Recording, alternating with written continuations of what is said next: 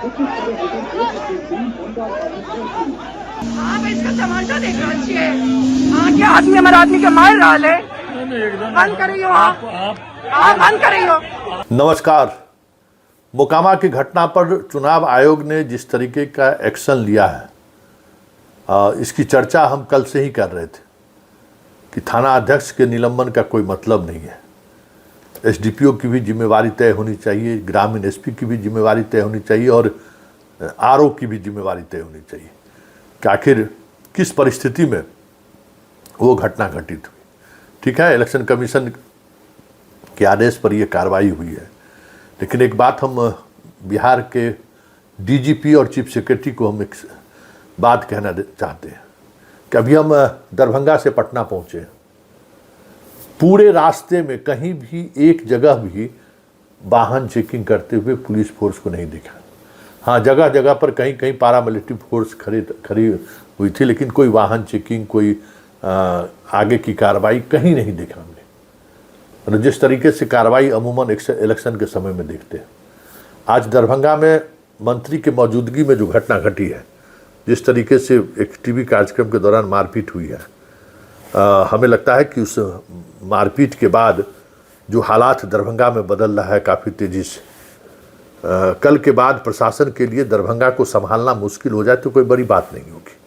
और ये कोई एक जगह की घटना नहीं है, हर जगह इस तरीके को लेकर तनाव हो रहा है और उस तनाव को प्रशासन जिस तरीके से टैकल करना चाहिए, प्रशासन को कहीं दूर दूर तक एफर्ट नहीं दिख रहा है।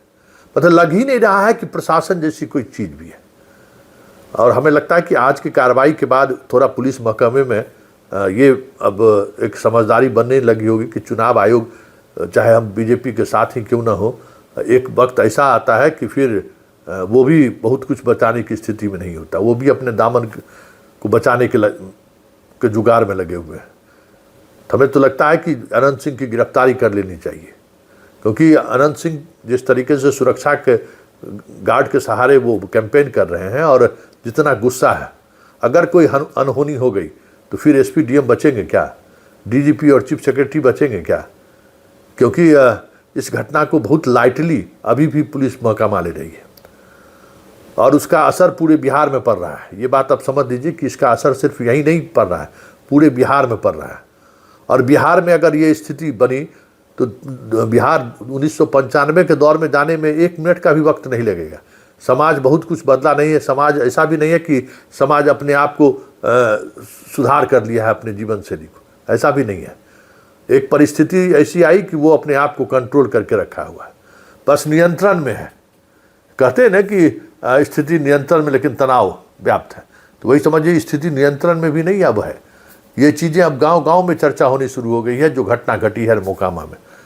और आप दरभंगा में जो आज मीडिया शो के दौरान घटित हुई है, फिर दरभंगा में ही आर.के. मिश्रा के साथ जिस तरीके से बदतमीजी की गई है, और वो भी मंत्री के समर्थकों के द्वारा, ये तय मानिए कि क्रॉस फायर होगा, क्योंकि ये एक तरफा नहीं चलेगा।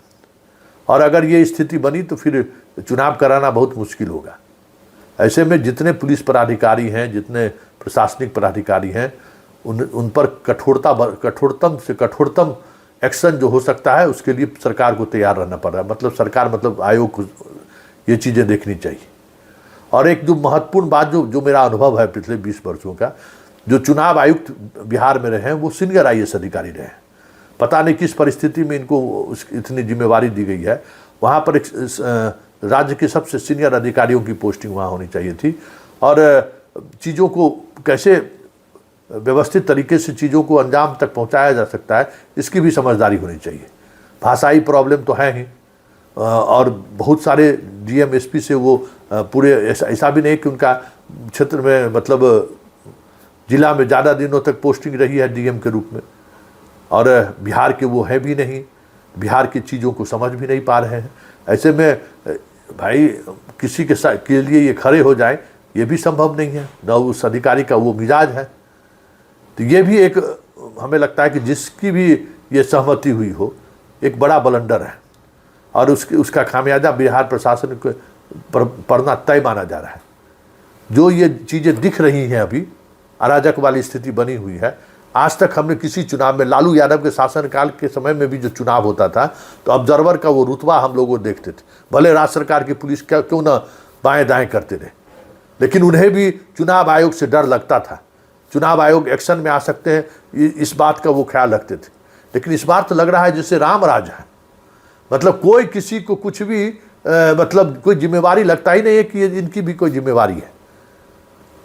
ये सिर्फ दरभंगा और मोकामा की घटना नहीं है, आरा में भी डबल मर्डर हुआ है, वहाँ भी कहीं न कहीं चीज़ें इस तरीके से बढ़ती हुई दिखाई दे रही है।